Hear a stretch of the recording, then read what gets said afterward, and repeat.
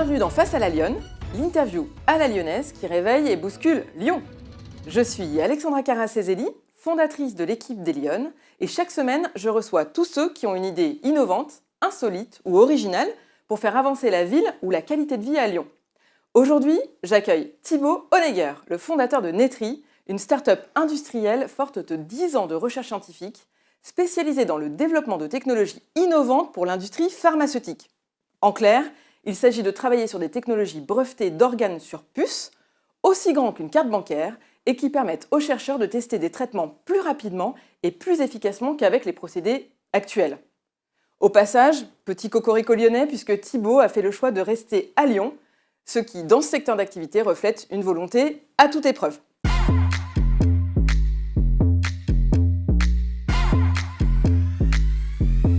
Bonjour Thibaut. Bonjour Alexandra. Alors je suis ravie de vous accueillir dans Face à la Lyonne aujourd'hui pour nous parler de votre projet. Avec vous, on va faire une petite plongée dans Matrix quelque part aujourd'hui. Je voudrais qu'à la manière de ma thèse en 180 secondes, vous nous expliquiez clairement en quoi votre procédé va révolutionner la médecine demain. C'est à vous. Merci Alexandra pour l'invitation, on est très honorés d'être là. Alors effectivement, on plonge dans Matrix puisque nous développons depuis 5 ans maintenant à Lyon des technologies qui permettent de reproduire des mini-organes d'êtres humains dans des dispositifs que j'ai ici et qui permettent de prédire l'efficacité d'un traitement pour les industriels de santé. Alors que ce soit pour les industriels de la dermatocosmétique qui produisent des crèmes contre le psoriasis par exemple, contre la dermatite atopique, ou contre des industriels de santé en oncologie ou tout ce qui est nutraceutique, tout ce qu'on ingère. Tous ces industriels sont basés depuis 50 ans sur l'utilisation d'expérimentation animale et nous sommes arrivés à proposer ces technologies pour accélérer et anticiper l'effet d'un traitement chez l'humain. Et alors, en quoi il est innovant ce procédé? Parce que j'imagine que dans la médecine, il y a plein de travaux de recherche à toute épreuve. C'est quoi? C'est la capacité à être sur un champ aussi petit et de dupliquer à l'infini finalement les possibilités de recherche? Alors, on va beaucoup plus loin. Si vous voulez, on a depuis 50 ans, l'industrie pharmaceutique utilise des rongeurs, des lapins, des chiens pour anticiper l'effet d'un traitement lorsqu'il passera en phase clinique. Vous savez, ces fameuses phases où l'on teste des nouveaux candidats médicaments directement chez l'homme. Or, on a guéri de centaines de fois la maladie de Parkinson chez le rongeur, jamais chez l'humain. Vous vous rendez bien compte qu'il y a une différence entre des cellules humaines et des cellules d'animaux. Donc, il y a une faible, ce qu'on appelle translationnalité de ces modèles. Sans aller dans le détail technique, nous sommes arrivés à prendre des cellules souches humaines, vous savez, ces fameuses cellules souches qui permettent d'être à l'origine, de les prendre sur de la peau humaine ou des prélèvements et de les mettre dans ces dispositifs, de les différencier dans des organes cibles que traite l'industrie pharma et d'utiliser les neurones comme capteurs naturels d'un phénomène biologique. En clair, nous digitalisons la biologie de façon à prédire l'efficacité d'un traitement. Et ça, c'est un procédé que vous êtes seul à faire aujourd'hui? Alors, le monde des organes sur puce, c'est à peu près une dizaine d'années, mais effectivement, Netri est la seule société, lyonnaise qui plus est, qui utilise ces fameux neurones comme capteurs naturels et qui vient innerver n'importe quel organe du corps humain pour prédire l'efficacité dans ces 3 domaines d'indication thérapeutique. Et alors, précisément, pourquoi avoir choisi Lyon pour vous implanter? Alors, beaucoup de raisons. Déjà, Lyon est à la confluence d'un ensemble de facteurs multidisciplinaires. Comme les canuts à l'époque et le tissu industriel qui s'est créé dans l'industrie chimique, aujourd'hui Lyon explose en termes d'industrie pharmaceutique. On a choisi de s'implanter au cœur du biodistrict à Lyon, qui est un environnement absolument incroyable, où on a toutes les sociétés pharmaceutiques qui sont représentées, avec bien évidemment Biomérieux qui a initialisé un certain nombre d'actions et de rayonnements à l'international des capacités de Lyon. Et donc c'était normal de faire l'alliance entre la microélectronique en Auvergne-Rhône-Alpes avec Grenoble, de la chimie et de l'industrie biologique avec Lyon, de venir s'installer dans cette ville de savoir-faire et de savoir-être. Et qu'est-ce qu'on peut espérer en matière de recherche avec ces nouveaux procédés? Ça veut dire quoi? Ça veut dire concrètement que demain, ça va permettre d'accélérer les traitements contre le cancer, par exemple? Alors, on a eu un exemple très concret pendant le Covid. Un traitement, la mise en place d'un traitement médicamenteux coûte 1 milliard d'euros, 10 années de recherche. Le Covid, beaucoup plus d'argent, mais en même temps 1 à 2 ans pour trouver un traitement. Notre ambition, c'est de réduire drastiquement, pratiquement par 2, le temps de développement d'un médicament, à partir du moment où il est breveté jusqu'à la mise en place sur le marché, donc de réduire toutes ces phases, de réduire le taux d'échec. À peu près 8 médicaments sur 10 échouent en phase clinique, parce qu'elles tiennent par leurs promesses, parce qu'elles induisent des effets secondaires, comme en oncologie les chimiothérapies qui induisent des douleurs neuropathiques toute la vie. Donc nous arrivons à réduire le taux d'attrition. Et en plus, notre vœu aussi, c'est de réduire par 2 le nombre d'expérimentations animales qui est fait d'ici à 2030. Alors Thibaut, on va s'intéresser à vous. Pour mieux vous connaître, on va faire votre portrait lyonnais. Thibaut, vous êtes plutôt dans la vie en mode chaton ou en mode lion? Je suis plutôt en mode lion. Ça se traduit comment? C'est-à-dire que on n'est pas là on n'est pas là pour faire de la recherche pour faire de la recherche. On est là pour faire des solutions pragmatiques. Donc, ça fait à peu près 10 ans qu'on travaille sur le sujet avec mon associé, Florian, avec lequel on a confondé Netri. Et au démarrage, de faire de la recherche pour la recherche, c'est très vertueux dans le monde académique, mais il faut le traduire dans des vrais produits. Donc, le mode Lyon se traduit par aller auprès des contacts des clients, regarder l'identification du besoin marché pour leur apporter des solutions tout de suite tangibles maintenant. Encore une fois, on l'a vu, il est tout à fait possible d'aller vite si on a la volonté d'y arriver et bien évidemment d'avoir les équipes qui nous suivent derrière. Alors quel est votre parcours de gone, Thibaut? Alors effectivement, je suis né à Lyon. J'ai eu la chance d'aller dans une école internationale dès ma petite enfance qui m'a donné une certaine ouverture sur le monde.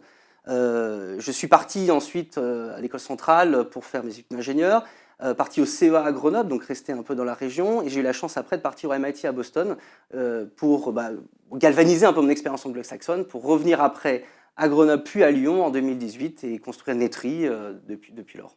Et alors, quel Lyonnais êtes-vous? Alors, je suis un Lyonnais, j'adore la gastronomie lyonnaise. Ouais. C'est ancré dans mes profondes racines et surtout dans les valeurs lyonnaises. Le partage, passer des moments en famille évidemment, mais avec les collaboratrices et les collaborateurs pour galvaniser et faire cet effet d'entrain parce que les équipes, c'est eux qui font le travail. Et on a cette même vision partagée. Donc, pour vous répondre, j'aime bien partager des moments conviviaux avec les équipes évidemment, mais j'aime bien aussi revenir aux sources de ce qu'est Lyon. Moi, j'admire énormément ce qu'a fait Marcel Mérieux avec toute sa descendance sur un rayonnement, une entreprise familiale mais en même temps innovante qui va à l'international. Des entreprises incroyables aussi dans la région de Rhône-Poulenc, enfin Feu Rhône-Poulenc, et même des entreprises industrielles comme J.L. Evans, comme d'autres qui viennent de rien. Et c'est bien ce que j'admire avec cette culture et ces multiples savoir-faire qui sont à l'origine même de Lyon. Alors, en parlant de tradition lyonnaise, on va passer maintenant à la rubrique praline ou mâchon de l'émission. Il faut que vous choisissiez une catégorie. Praline, c'est le truc sucré, tout ce qui se passe bien, quelque chose, un coup de cœur en particulier. Et mâchon, c'est tout ce qui pique en ce moment. Alors, vous choisissez quelle rubrique? Alors, moi, je suis plutôt un positif et donc je vais rester la rubrique praline. Ouais. Ce que je trouve absolument incroyable qui se passe en ce moment, c'est la galvanisation de l'écosystème lyonnais. Le Centre mondial de formation de l'OMS est venu s'installer à Lyon. 16 000 personnes par an. L'ANSM, l'ANSES, donc toutes les instances régulatrices qui viennent, sont venues s'installer à Lyon au sein du Grand District. Le Centre international de recherche contre le cancer, c'est absolument un moment qui est incroyable qui se passe. Et ça me donne de l'entrain, ça me donne de l'énergie. C'est un degré d'attractivité pour les talents qui viennent de l'international et qui viennent s'installer à Lyon. Alors, votre coup de griffe de la semaine, c'est quoi? Qu'est-ce qui ne fonctionne pas? Qu'est-ce qui vous énerve à Lyon en ce moment? Alors, je pense que j'ai 3 coups de griffe à donner, si je peux le dire, qui sont aujourd'hui un frein réel. Premier coup de griffe, c'est la mentalité de l'investisseur lyonnais ou de l'investisseur global. Je ne vais pas vous en savoir, à Lyon, on est quand même très chauvin, on aime bien faire des lyonnaiseries, si je peux me permettre, et j'en fais partie. Sauf que ce que je regrette, c'est le manque de capitaux risqueurs qui viennent investir à Lyon. Donc mon premier coup de griffe, c'est un appel aux investisseurs, dire prenez des risques. Il y a des entreprises formidables qui sont sur Lyon, pas que dans le domaine de la santé d'ailleurs, investissez. Deuxième coup de griffe, si je peux me permettre, les instances régulatrices et un peu le laconisme français qui fait qu'on est toujours à la traîne. Ça, c'est quelque chose qui, quelque part, on se bat. Vous savez, d'être chef d'entreprise, c'est avoir des montagnes russes, c'est se battre contre le marché avec les collaborateurs, mais se battre contre les institutionnels, c'est compliqué.